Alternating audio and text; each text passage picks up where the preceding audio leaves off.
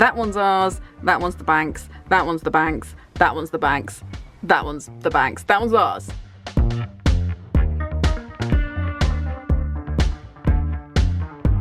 So it's snowing. Question mark, question mark, question mark. Please see me. Weather, and we're moving today. Faithful friends of the channel will not find that a racy fact. I seem to move every year since I was about 20. But this one is going to be a big one. Because it's probably the last time we're going to move for a really long time. Foreshadowing. Mainly because I'm actually done with interacting with anybody from the property industry, like anyone. I am so uninterested in talking to anybody from that whole genre of human ever again. But also for another reason that I'm going to get into soon. Now, let me update you on the packing situation so far.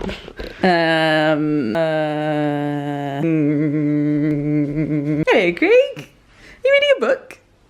Yeah. What book are you reading? Unsettled Ground by Chris. That's what we are at the moment, aren't we? On unsettled ground.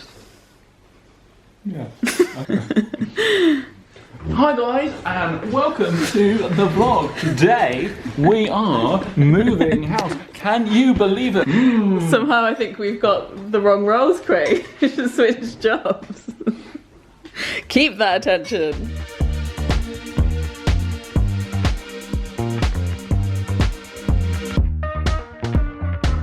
Most important thing I have learned is packing an overnight bag like you're going on a sleepover. So pajamas, toiletries, makeup, snore guard to keep my relationship together, and most important thing, eye mask. Oh, thanks for asking, I did make it myself, because I know for a fact that we're not going to have any curtains probably for a long time. So this is now my best friend, everyone else is relegated. Just give you a tour of my bedside table. This is the real tea. Ear spray. Abandoned chewing gum from when I realised that I was about to go to sleep and I was still chewing gum because I'm Violet Beauregard. Deodorant in case I stink out the ghosts. Scrunchies, bookmarks, an Aberystwyth University pen, the clothes of books but no books inside them. Frankly, I don't expect to be any more organised at the next place, so I'm just gonna load all this into my backpack and then unload it into my next bedside table, because self-improvement is dead. Right, I am off to get us some supplies because an army cannot fight on an empty stomach.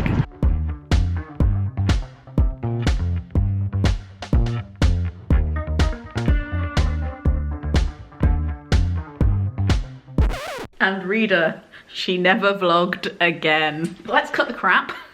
Let's do the payoff for the foreshadowing I alluded to earlier. We bought a house. Or perhaps it's more accurate to say, the bank bought a house and we owe them bare dollar for it. To demonstrate, that one's ours, that one's the bank's, that one's the bank's, that one's the bank's, that one's the bank's, that one's ours, that one's the bank's. As you saw, my optimistic self did start a vlog about that, but it would seem that my brain is having too much of an existential meltdown and I'm kind of still in shock about it, to the point where I couldn't really vlog, and instead you're getting a vlog about my existential meltdown, about why I couldn't vlog about the move. I acknowledge that it's half a happy meal, but that's all I've got to give.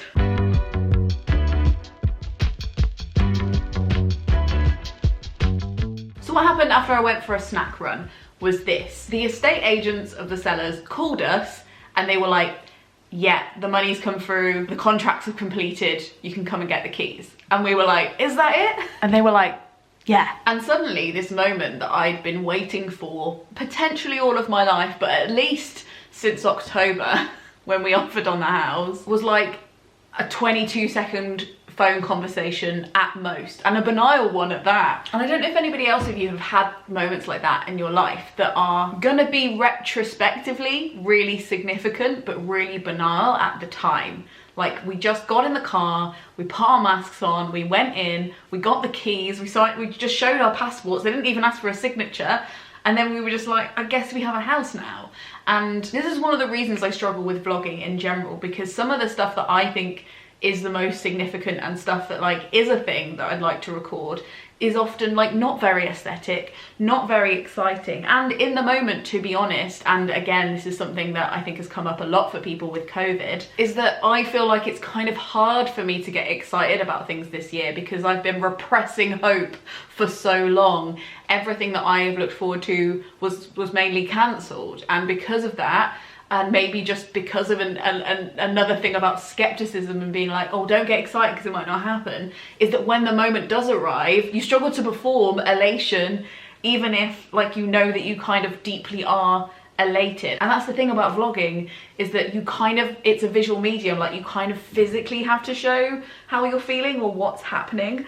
And I'm just not that person sometimes. It's also obviously bittersweet because if you don't know, hi, I'm Alina. I lived in London. I was a sworn Londoner for so long, and because of the pandemic and loads of financial circumstances, I had to leave London, and I came back to my homeland of the Midlands where houses are cheaper, less people want to live here. Which is a video essay for another time.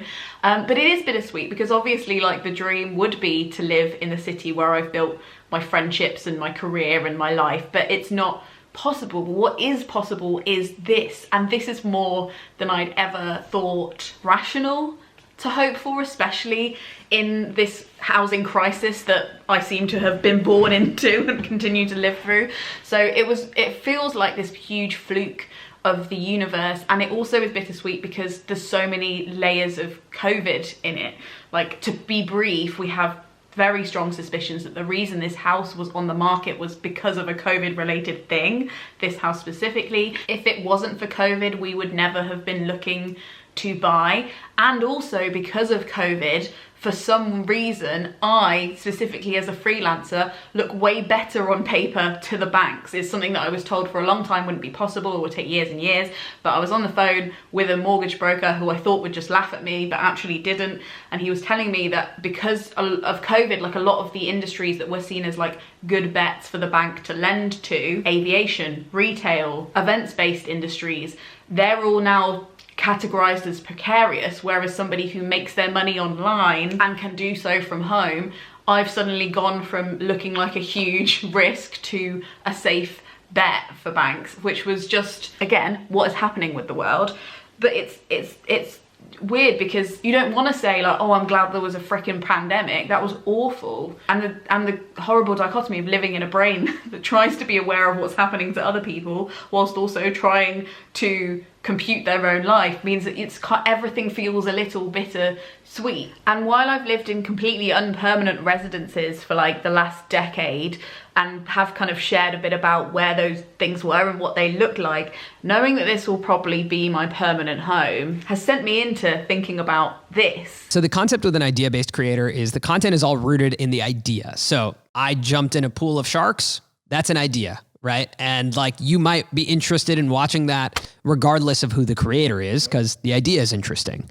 On the other side is a relationship-based creator who is someone who can upload themselves going to the store and millions of people will watch because they're just interested in the relationship they have with that creator. So, and it may come as a shock to you to hear that there isn't a big strategy plan behind this channel. I know, it looks so organized and consistent. Sarcasm. I am always walking this line between, am I a relationship-based creator or am I an ideas-based creator?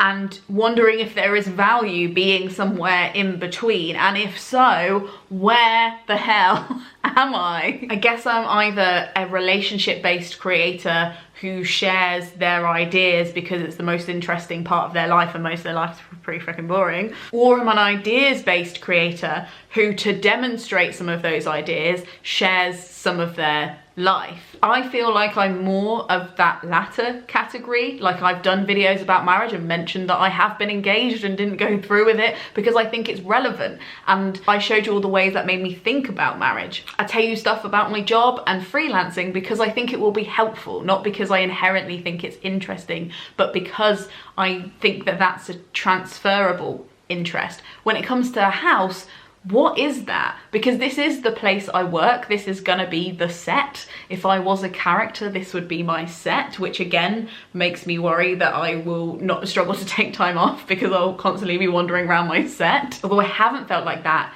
in rented housing, but that's just, I guess, because it hasn't felt very permanent. But also when it comes to a house, I'm not knowledgeable on that. And it's not something that if I share it, I think will necessarily benefit anyone. I have no learnings about this house, and because I know it's something that I'm lucky to have, and luck being the operative word, because even if I did work hard, nobody should have to work hard to have a permanent shelter over their head that they can't get chucked out for being too poor. Because I know that I'm lucky, and because I don't have any learnings about getting this house, I was just lucky, it makes me like spiral about what to share, what not to share. Not because I am by choice an incredibly private person, but just because it may be and incredibly irrelevant. My time may be better spent talking about other things. And that's where this problem of transparency comes into play. Let's talk about it.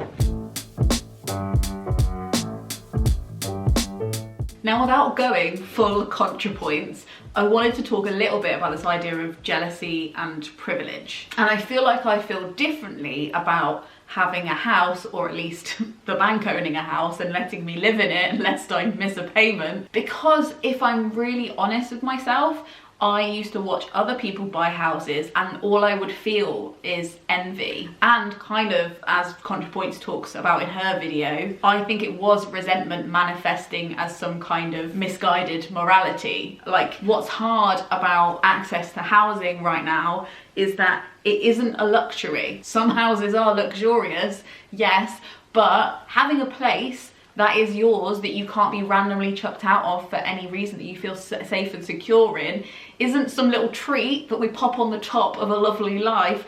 In my belief system, a core part of my belief system is that it's a basic human right. And yet because they are sold at luxury prices, I feel really luxurious for having one. And I am luxurious. In the context of luxury, it is incredibly luxurious. Bar saying that I've chosen to live where I grew up, which is a lot cheaper than a lot of the rest of the country, and because I make money online, which apparently makes me more dependable to the money gods, there isn't much to learn from my personal circumstances, and there's not really much I can say that I've learned from the experience of buying one, other than the fact that it's incredibly random, systemically corrupt, unnecessarily complicated, so that it shuts out people who are scared of jargon, haven't been brought up to be authority literate, which is the thing I talk about in my renting video, and just inherently classist. Like, it's not a nice process to go through. You're made to feel small, and constantly, like, people try to trick you the whole way through the process, whether that's your solicitor, your estate agent, your mortgage broker. Like, nobody's on your side. And I always pull apart like my own experience and see if there's anything that I can show you. But to be honest, there's this pull in me between transparency as being helpful and transparency as being invasive, or also transparency being this kind of like false liberation. It makes me feel like, oh my god, maybe I could become Emma Watson in that awful film The Circle. From now on, I'll be wearing a modified sea change camera at all times. I'm going fully transparent. For anybody who's an influencer, you'll know that that film was unfairly categorized, and it is actually a horror movie.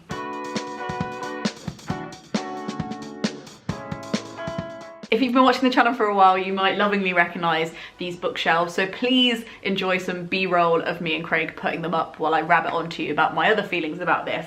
My other feeling is also that when I did my renting video, I felt really confident about it because I'd done it so many times. I'd done it in loads of different situations, on loads of different budgets, and I'd read a lot about it. With buying a house, it's something that really I only plan to do once. My whole adult life, I've hated interacting with anyone who works in the housing industry, like at all. Like, I've never met a nice or honest or clever person who, if you are one of those people, I believe you exist, please get in contact. But honestly, it's a shit show out there, and I realized the only way to stop having to talk to these people was to go through about 6 months worth of hell where I had to talk to these people incessantly all the time, really dig my head into their world. and then at the other end never have to talk to them ever again. And that's why honestly I am not interested in ever moving house at this point. It might fade, it might be like birth where you forget how painful it is, so you're like willing to have a second child, but that's not me. But for now I'd say that it was just a literal headache, and all I can really learn from it is that we need housing reform.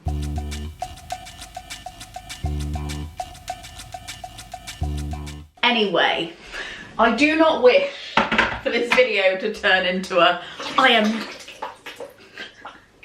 just interrupted by my own tap, take me back to rented. I don't wish for this video to come across as a I am not a Tory. I'm not a Tory. I was on the phone to my friend Ra this morning and told her about my conundrums, and she was just like, you know that you're just allowed to have a house and enjoy it, right?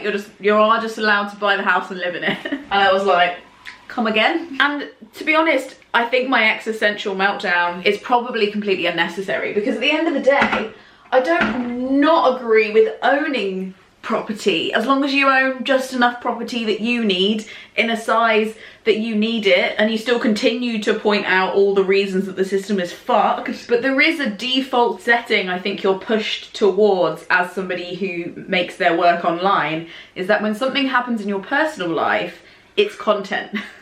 It's a perfect opportunity for a new series, a new thing to talk about, and that's all very well. And in fact, I have some friends who do it very, very well. But the problem is, I'm not that girl. Three things. When it comes to renovating a house or a home, it's honestly not something that makes my heart leap. I know that loads of people get excited about it and enjoy it, but it's not my cup of Yorkshire, which brings me on to number two. One of the reasons we actually wanted this house and we're so excited about it is that it kind of doesn't need that much doing to it. It's not a big house. Again, some people say like you should keep the layout of your house secret, but also like maybe they haven't been to Britain, but like I've got the 2-bedroom house where the stairs are on the right. Now, if you're British, you can probably picture my house, because there aren't that many varieties of houses in Britain. If you're British, you'll now know probably the layout of my whole house. And it's been incredibly well looked after. Like, that's cool. I don't want to undo that, which comes to the third point, because I'm never not having a meltdown about the state of the planet. Fun series about that up here. I obviously don't want to undo things that have been done that would require loads of resources and just do them again, because they're not like exactly how I'd picture them. And also, for me, I don't want to manufacture specific tastes in things I don't currently have tastes in. Like, I think sometimes with the interior design marketing infrastructure, we're encouraged to have tastes on things like what kind of toilet seat you want, what kind of shower curtain you'd like, what's your favorite layout of kitchen, and they're just not things. I don't have a taste about that right now, and I don't know if I want to cultivate a taste. I can see the video essay murmurating in my brain now. The industrial interior design complex and its many capitalist trappings. Am I a meme of myself at this point? But while I entertain that loads of people do have those kind of visions for their house and stuff, I do also think we're pushed towards this direction where we feel like our house has to reflect who we are on the inside, our character. Every room is part of our personal branding. I'd flip through catalogs and wonder, what kind of dining set defines me as a person? And it must reflect us, otherwise it's not really our home. And I think there's a kind of warping of personal economics in which we see people redo a room in a day, in a week, redo a whole house within 1 month. And just financially, that's insane to me. Like, all of my money is now in these walls. I don't have any extra. That was my money. And obviously we're gonna save for things like a sofa. At the moment we don't really have a table, so I would like a table, and we're gonna try and source what we can secondhand when it makes sense, and from like friends and family. And I don't have the academic papers on this, but I imagine redoing a house very fast without having the time to source stuff or make sure you're researching and doing it sustainably. Like, I'm imagining that's not got a great carbon footprint to do it that fast. That's why I really like the way my friend Ariel does it. If you do want to watch some house content, I would push you over to her channel, because she's redoing her very old house that definitely does need redoing in an incredibly artistic and slow and thoughtful way. Now, does this mean I won't be hanging pictures or painting walls or making things feel homely? No. Cannot wait to ram nails into these things. I'm also going to try and make my own curtains out of dead stock fabric, so please pray for me. And does that not mean that sometimes I might make videos about the house? Maybe I will. Maybe about the garden, because I don't know what's going on out there. I've never had a garden before, so I'm excited to learn, but that it does mean, because of my personality, my preference, and who I am, it does mean that there's probably not going to be a whole lot of those videos, and they probably won't be forthcoming and fast. More because I have things on my Trello board of big YouTube ideas that are way more exciting to me and what I want to do than that. So basically I felt like I couldn't not make a video about this, because I'd already started the vlog and I was excited about it.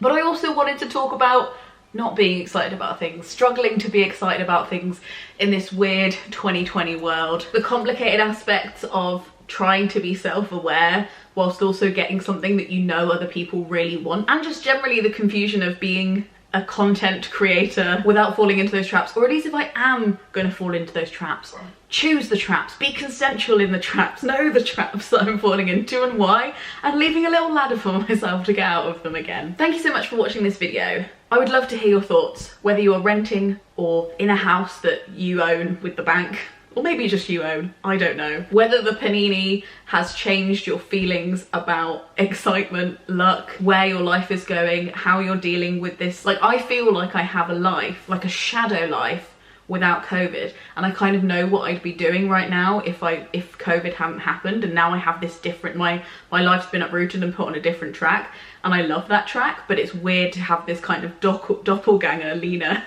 hanging around being like, imagine if that didn't happen. This video, and to be honest in this case, its subject matter was made possible by the Gumption Club, because they're the people that allowed me to have a job online and move out of London in the first place. Thank you so much to them. If you liked this video, you might like either of these videos. Please subscribe if you don't want to see house content, but you do want to see more of my existential meltdowns. Frog Snog out.